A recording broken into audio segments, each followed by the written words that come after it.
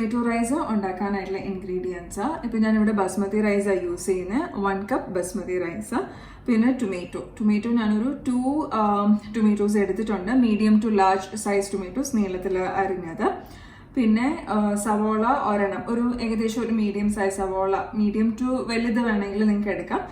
Medium size സവോള നീളത്തിൽ അരിഞ്ഞത്. പിന്നെ ഒരു ബേ ലീഫ് കേട്ടോ, വഴഞ്ഞയില ഒരെണ്ണം. പിന്നെ നമുക്ക് വേണ്ടത് ഇഞ്ചിയും വെളുത്തുള്ളിയും ഇപ്പം ചതച്ചതാണ്. ഏകദേശം ഒരു 1.5 ടീസ്പൂൺ ഇഞ്ചിയും 1.5 ടീസ്പൂൺ വെളുത്തുള്ളിയും ചതച്ചതും. പിന്നെ ഒരു പച്ചമുളക് ചേർക്കുന്നുണ്ട്. അത് ഓപ്ഷണലാണ്, നമ്മൾ മുളക് പൊടിയും ചേർക്കുന്നുണ്ട്, അപ്പം നിങ്ങളുടെ എരിവിനനുസരിച്ചിട്ടാണ്. പിന്നെ നമുക്ക് വേണ്ടത് മസാലപ്പൊടികൾ. ഇതിപ്പോൾ ഞാനൊരു 1.5 ടീസ്പൂൺ കാശ്മീരി ചില്ലി പൗഡറാണ് ഇവിടെ എടുത്തിരിക്കുന്നത്. പിന്നെ 1 ടീസ്പൂൺ മല്ലിപ്പൊടി ഉണ്ട്, ഒരു 1/2 ടീസ്പൂൺ മഞ്ഞൾപ്പൊടി ഉണ്ട്, 3/4 ടീസ്പൂൺ ഗരം മസാലയുണ്ട്. പിന്നെ ഒരു 2 അല്ലെങ്കിൽ ഒരു 3 ഏകദേശം തേങ്ങാപ്പാൽ ഓപ്ഷണൽ ആട്ടോ. നിങ്ങൾക്ക് ഇതിന് പകരം വേണമെങ്കിൽ വെള്ളം ചേർക്കാം. ഇത് ജസ്റ്റ് ഒരു ഫ്ലേവർ ആഡ് ചെയ്യാൻ വേണ്ടിയിട്ട് ഞാൻ തേങ്ങാപ്പാൽ ചേർക്കുന്നതേ ഉള്ളൂ. അപ്പോൾ തേങ്ങാപ്പാൽ യൂസ് ചെയ്യുകയാണെങ്കിൽ ഒരു 2 to 3 ടേബിൾ സ്പൂൺ തേങ്ങാപ്പാൽ വേണം. പിന്നെ മല്ലിയിലയും മിന്റ് ലീവ്സും പുതിനയിലയും അരിഞ്ഞത്. ഇപ്പോൾ ഏകദേശം ഒരു 1.5 ടേബിൾ സ്പൂൺ മല്ലിയിലയും 1/2 ടേബിൾ സ്പൂൺ മിന്റ് ലീവ്സും ആണ് ഞാനിവിടെ എടുത്തിരിക്കുന്നത്. പിന്നെ നെയ്യ് ഏകദേശം ഒരു 1.5 to 2 ടേബിൾ സ്പൂൺ നെയ്യുണ്ട്.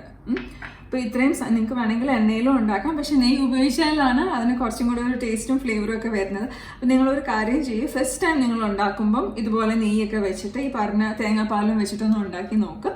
അത് കഴിഞ്ഞ് നിങ്ങൾക്ക് അപ്പോൾ അതിൻ്റെ ആ കറക്റ്റ് റെസിപ്പിയുടെ ടേസ്റ്റ് എങ്ങനെയാണെന്ന് നിങ്ങൾക്ക് മനസ്സിലാവും. അത് കഴിഞ്ഞിട്ട് പിന്നെ അടുത്ത പ്രാവശ്യം ഉണ്ടാക്കുമ്പോൾ നിങ്ങൾക്ക് തേങ്ങാപ്പാൽ സ്കിപ്പ് ചെയ്യാം, അല്ലെങ്കിൽ നെയ്ക്ക് പകരം എണ്ണ യൂസ് ചെയ്യാം. ഓക്കെ, അപ്പോൾ എന്തായാലും ഈ ടൊമാറ്റോ റൈസ് എങ്ങനെയാണ് ഉണ്ടാക്കുന്നത് നോക്കാം. ഇത് പെട്ടെന്ന് സത്യം പറഞ്ഞാൽ ഉണ്ടാക്കാൻ പറ്റുന്ന ഒരു സാധനമാണ്. പിന്നെ ഇൻഗ്രീഡിയൻസ് എല്ലാം നമ്മുടെ വീട്ടിൽ തന്നെ ഉള്ളതല്ലേ, നമുക്കിപ്പം ഡെയിലി യൂസ് ചെയ്യുന്ന ഇൻഗ്രീഡിയൻസ് ഒക്കെ തന്നെയാണ് നമ്മളിവിടെ എടുത്തിരിക്കുന്നത്. ഓക്കെ, സോ ഈ ടൊമാറ്റോ റൈസ് എങ്ങനെയാണ് ഉണ്ടാക്കുന്നതെന്ന് നോക്കാം. ഇപ്പോൾ ഈ ബസ്മതി റൈസ് ഞാനിവിടെ ഓൾറെഡി കുക്ക് ചെയ്ത് വെച്ചിരിക്കുക. ഞാനിത് തിളപ്പിച്ച് ഊറ്റി വെച്ചിരിക്കുക കേട്ടോ, വറ്റിച്ചെടുക്കുകയല്ല, ഊറ്റി വെച്ചിരിക്കുക. ഇതിപ്പോൾ ഞാൻ ഉപ്പിട്ട് വേവിച്ച് വെച്ചിരിക്കുന്നത്. ഞാൻ ഏകദേശം ഒരു 6 to 7 മിനിറ്റ്സ് ആണ് ഇത് വേവിച്ച് വെച്ചിരിക്കുന്നത്. എന്നിട്ട് ഇതൊന്ന് തണുത്തിട്ടുണ്ട്. അപ്പോൾ ഞാൻ സാധാരണ എന്ത് വെറൈറ്റി റൈസ്, ഇപ്പോൾ ടൊമാറ്റോ റൈസോ ജീര റൈസോ അങ്ങനത്തെ എന്ത് റൈസ് ഉണ്ടാക്കുവാണെങ്കിലും റൈസ് കുറച്ച് നേരം മുമ്പേ ഉണ്ടാക്കി അതൊന്ന് തണുപ്പിച്ച് വെക്കും. കാരണം നമ്മൾ ചൂടോടെ ബാക്കി മിക്സ് ചെയ്യുമ്പോൾ ചിലപ്പോൾ അതൊന്ന് ഉടനെ കുഴഞ്ഞു പോകാനായിട്ട് ചാൻസ് ഉണ്ട്. അത് കാരണം ഞാൻ സാധാരണ അരി കുറച്ച് നേരത്തെ കുക്ക് ചെയ്ത് അതൊന്ന് തണുപ്പിക്കാനായിട്ട് മാറ്റി വെക്കും. അപ്പോൾ ഇപ്പോൾ ഞാൻ അരി കുക്ക് ചെയ്തിട്ട് മാറ്റി വെച്ചിരിക്കുന്നത്. ഇനി നമുക്ക് എങ്ങനെ ടൊമാറ്റോ റൈസ് ഉണ്ടാക്കുന്നതെന്ന് നോക്കാം. നമ്മുടെ പാൻ ചൂടായി. അപ്പോൾ ഞാൻ ഇതിനകത്ത് എടുത്ത് വെച്ചിരുന്ന നെയ്യ് ആഡ് ചെയ്ത് കൊടുത്തു. അതും ചൂടായിട്ടുണ്ട്. അപ്പോൾ ഇനി നമുക്ക് ആദ്യമേ വഴനയില ഇടാം. അത് കഴിഞ്ഞിട്ട് നമുക്ക് സവോളയും കൂടെ ആഡ് ചെയ്ത് കൊടുക്കാം.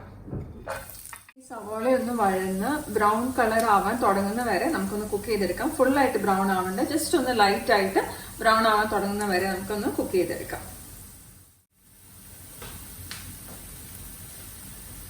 സവോള ഏകദേശം വഴന്ന് ബ്രൗൺ ആവാൻ തുടങ്ങിയിട്ടുണ്ട്.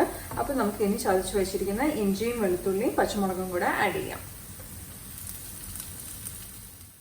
ഇനി ഇതൊന്ന് ഒരു 2-3 മിനിറ്റ് അതിൻ്റെ പച്ചമണം മാറുന്ന വരെ ഒന്ന് കുക്ക് ചെയ്ത് കൊടുക്കാം. ഇഞ്ചിയുടെയും വെളുത്തുള്ളിയുടെയും പച്ചമണമൊക്കെ ഏകദേശം മാറിയിട്ടുണ്ട്. നമ്മളിപ്പോൾ ഒരു 3 മിനിറ്റ് ഏകദേശം കുക്ക് ചെയ്തു. ഇനി നമുക്ക് തക്കാളി ആഡ് ചെയ്ത് കൊടുക്കാം. അതിന് കൂട്ടത്തിൽ കുറച്ച് ഉപ്പും, ഇപ്പം നമ്മൾ ചോറ് ഞാൻ ഉപ്പിട്ടാണ് വേവിച്ചത്.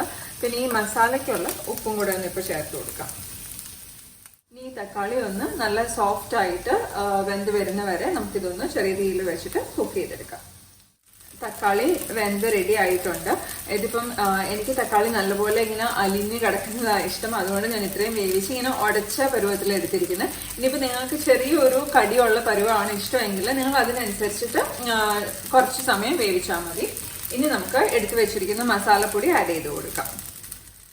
മസാലപ്പൊടി ആഡ് ചെയ്തിട്ട് നന്നായിട്ടൊന്ന് മിക്സ് ചെയ്തിട്ട് പിന്നെ ഒരു 2-3 മിനിറ്റ് ആ മസാലപ്പൊടികളുടെ പച്ചമണമൊക്കെ ഒന്ന് മാറി എണ്ണ തെളിയുന്ന വരെ ചെറിയ തീയിൽ വെച്ചിട്ട് നമുക്ക് കുക്ക് ചെയ്തെടുക്കാം.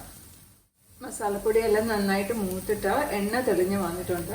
ഇനി നമുക്ക് നേരത്തെ എടുത്ത് വെച്ചിരിക്കുന്ന തേങ്ങാപ്പാൽ ആഡ് ചെയ്ത് കൊടുക്കാം. ഇപ്പം നിങ്ങൾ തേങ്ങാപ്പാൽ യൂസ് ചെയ്യുന്നില്ലെങ്കിൽ അതിന് പകരം വെള്ളം ചേർത്ത് കൊടുത്താലും മതി കേട്ടോ. ജസ്റ്റ് ഈ മസാല എല്ലാം ഒന്ന് ഒരുമിച്ച് കൊണ്ടുവരാൻ വേണ്ടിയിട്ടാണ്.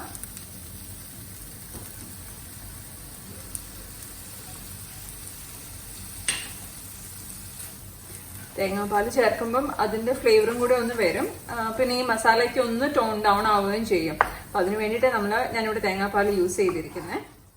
തേങ്ങാപ്പാൽ ആഡ് ചെയ്ത് കഴിഞ്ഞ് അത് നന്നായിട്ട് മിക്സ് ചെയ്ത് കഴിഞ്ഞിട്ട് നമുക്ക് അരിഞ്ഞു വെച്ചിരിക്കുന്ന മല്ലിയിലയും പുതിനയിലയും ചേർത്ത് കൊടുക്കാം.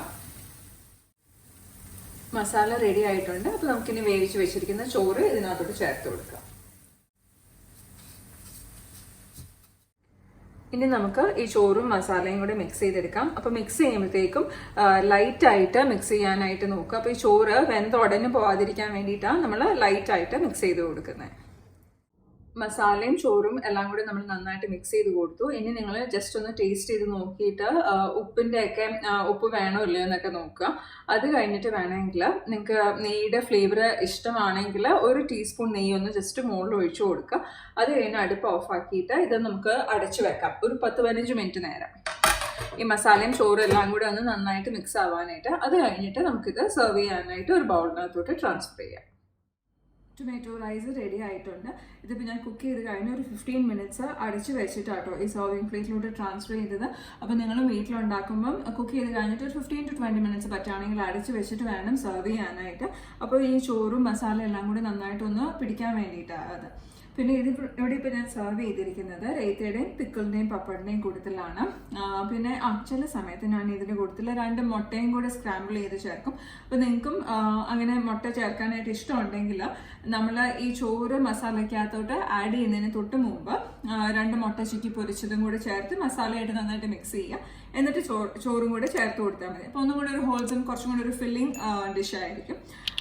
പിന്നെ ഇത് കണ്ടല്ലോ അല്ലേ, നമ്മൾ നല്ല എളുപ്പത്തിൽ ഉണ്ടാക്കിയത്. ഇപ്പം നമ്മൾ ചോറും കറിയൊക്കെ തിന്ന് മടുത്ത് കഴിയുമ്പോൾ ഒരു ചേഞ്ചിന് വേണമെങ്കിൽ ഉണ്ടാക്കാം. പിന്നെ ടിഫിനായിട്ട് ഉണ്ടാക്കാനായിട്ടും നല്ലൊരു ഡിഷാണ്.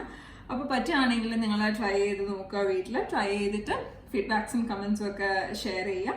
അതുപോലെ തന്നെ നമ്മുടെ യൂട്യൂബ് ചാനൽ സബ്സ്ക്രൈബ് ചെയ്യാനും ബെല്ലൈക്കൺ ക്ലിക്ക് ചെയ്യാനായിട്ടും പ്ലീസ് ട്രൈ ചെയ്യുക. Okay, thank you.